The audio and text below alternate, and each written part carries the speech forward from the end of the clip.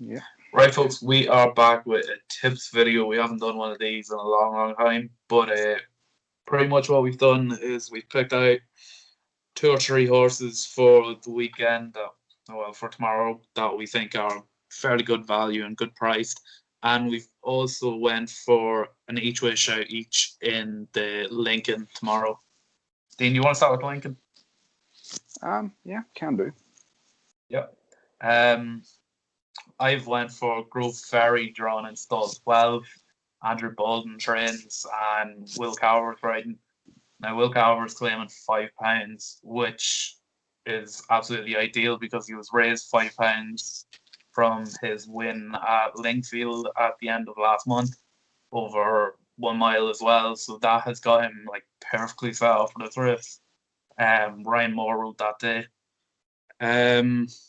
He came second to Tomfra over 7 furlongs at Doncaster in October. Now, I rewatched that race, and Oisin Murphy was on his back that day. He finished well. He was at the back of the main pack at the 2 furlong pole over on the far side, and he came to the front just before the half furlong pole and was just beat ahead by Tomfra, who led the whole way from, I suppose, the stalls to the finish. And that thing was getting very tired on its feet at the end. So obviously Grove Ferry has that form at Doncaster, so I think 18-1 looks very, very big. And I would be more than happy to play this into it. Yeah, I'm in total agreement with you there, Ryan. I actually was torn between my one and your one. I'm actually going to go for Man of the Night for Ross Orion and Richard Hannon. Now, Man of the Night, if you look back through his form, he won on debut pretty well, over a mile, and then was unlucky. And then he was actually second on his third start to none other than Tritonic, who we've seen recently taken well to hurdling, who was almost at the head of the market for the Triumph Hurdle there at Cheltenham last week. Now, Man of the Night has been more effective on good ground. Now he's getting good ground here tomorrow. He's drawn in stall 21, which I think will be on the far side, which shouldn't be too much of a hindrance, I wouldn't imagine, because there's going to be that many in the race anyway that they're well spread out and probably take two bunches going down the straight. Now, Ross Ryan rides. He's in there at a nice weight, about 9 stone 2.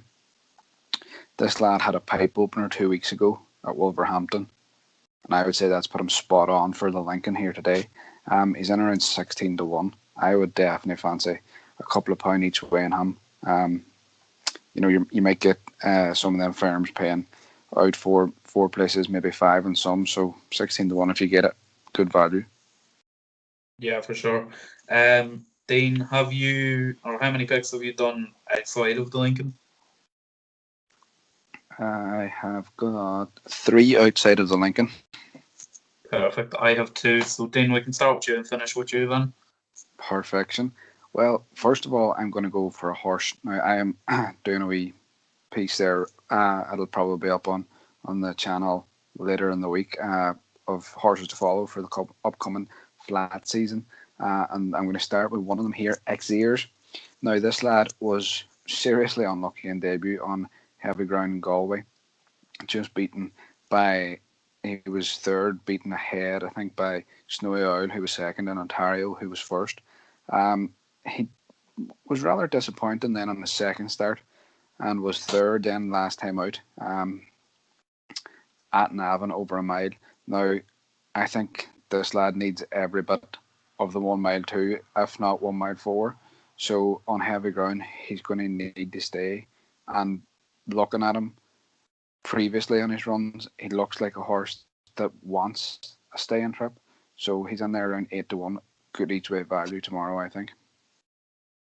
Yeah. My first one is in 355 at Campton, Toledo, trained by John and now Paddy Gosden. Rob Havlin's riding, and I absolutely love Rob Havlin. I think he's one of the best jockeys there is about. But Toledo won a novice stakes in Leicester back in September and hasn't been seen since. He finished second to Naval Crown before that, who came third in the Prix de la Roche at Longchamp over the Arc meeting. And Naval Crown then went on to win a lifted race in Medan last month. Look, 5-4 for the lead. In my opinion, it's absolutely printing money. How he's only rated 86 is absolutely crazy. Yeah, like, you know, I just checked him out there whenever you had mentioned him to me, and like he does definitely look like a very, very solid bet for tomorrow. You know, one for doubles or trebles if folks are looking to stick an out banker on there. You know, I think he could be one. Moving on then to Navan again. In the 4:45, I'm going to go for one called Earlswood. Now, this was formerly with John Ox before he retired and has now moved across the road to Johnny Murta. This horse was on the improve all season, and he finished third of 17 on his last outing at the Upper Curragh. Interesting enough, he's still a colt, so you know obviously they've good intentions with him, and they obviously think that he is worthy of keeping his crown jewels, shall we say? And there's no better man to improve a horse than Johnny Murta. You know, we've seen how well he done last season. You know, he already got a winner on the board last weekend. Ben Cohen's riding. You know, I think he's on around 5-2. He's in against the 5-6 shot of Aidan O'Brien's. Now, in saying that, the O'Brien horse could be an absolute good thing, but I'd be willing to have a small bet on Earlswood. Yeah, is that O'Brien one HMSC horse? HMSC horse, yeah. Yeah, no, to be fair, that looks very good as well. But like I said, Murta is going from strength to strength, and we've seen it last year, and this year is probably going to be his biggest season yet. He's definitely got a lot more. So. He's got nicer horses in there as well and everything, so he's attracting new owners. He's got Aga Khan horses now too, doesn't he? He's got Godolphin and Aga Khan horses now as well as maybe some of his own there, and you know some of the other loyal owners that have been with him for quite a while. So he's definitely going from strength to strength each year, and I think this could be his biggest and best yet. Yeah, 100%. I will go into the 4 o'clock at Newbury. I'm looking for a quick fire double here. I'm going for Kaluki. Richard Johnson's riding for Philip Hobbs. Kaluki has been in my tracker since Chase debut. Look, he's an absolutely great jumper. It's a great spectacle watching him. Your heart will be in your mouth at times. He's stepping down in trip considerably, which in my opinion I think will suit him. He was third to Remastered last time out at Oscott. Now Remastered went on and finished 5th behind Galvin at Cheltenham there. And look, for me, there isn't too much in that field that will give Kaluki too much trouble.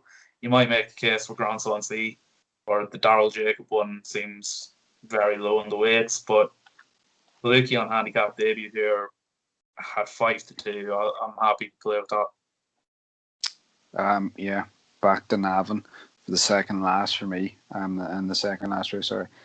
Crassus at 5-1. Now anybody that's been following our channel will know I've tipped Crassus up a few times at Dundalk over the mile 4 trip, or the mile 2 trip as well. Has been seriously unlucky, but this lad won a maiden hurdle in Limerick on really bottomless heavy ground. Now this is a mile 5 tomorrow, but anybody that's unfamiliar with Navan is a serious uphill climb, and it's going to take every bit of getting to get home tomorrow, and you're going to need a horse that stays really well, and I think Crassus is a horse who stays really well. When he's been running at Dundalk, he has a good cruising speed, but he doesn't pick up with speed. He just keeps staying on and staying on and staying on, and he hasn't quite got the turn of foot, although he came close a few times. I just think tomorrow, when it push comes to shove, when he has to fight and stay and keep staying, he will. He's in around there 5-1. You know, it's good value. You could play each way if you wanted.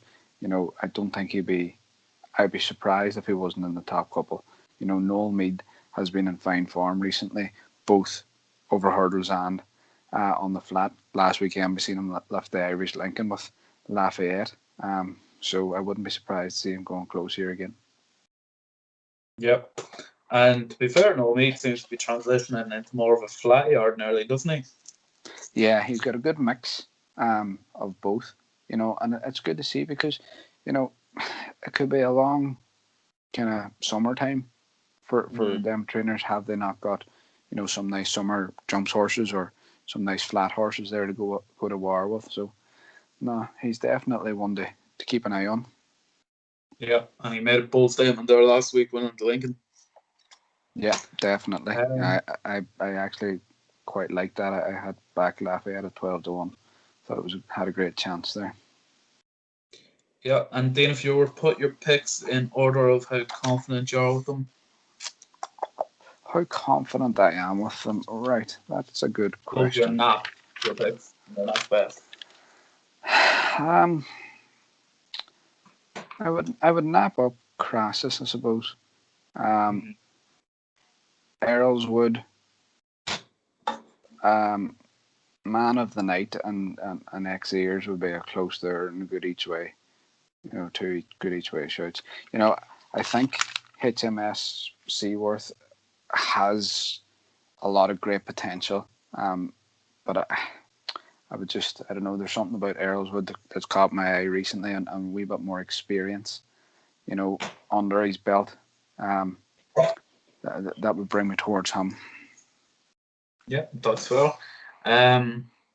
Mine would be Toledo.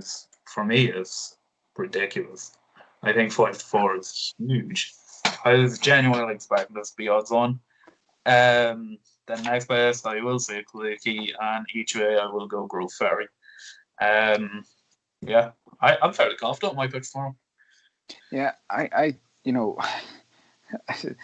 this video came about in strange enough circumstances. We weren't actually, we had talked about potentially doing something, but we've had such a good night at Dundalk.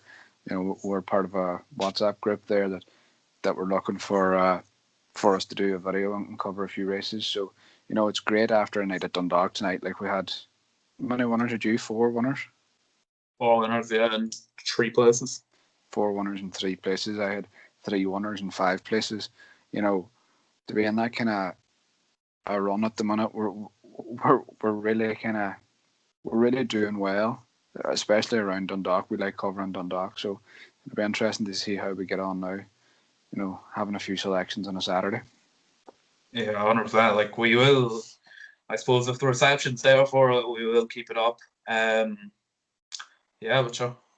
If you still want us to keep it up, make sure you click the like button down below and hit the subscribe button, or comment below if you want us to keep doing them. Or I suppose if none of them win, I suppose you won't want us to keep doing them. But well, we'll know that when it's we'll definitely the next couple of videos we do, we'll have a wee bit more preparation done than what we've done tonight. But hopefully we're able to get a couple of winners there on the board tomorrow, and keep the ball rolling.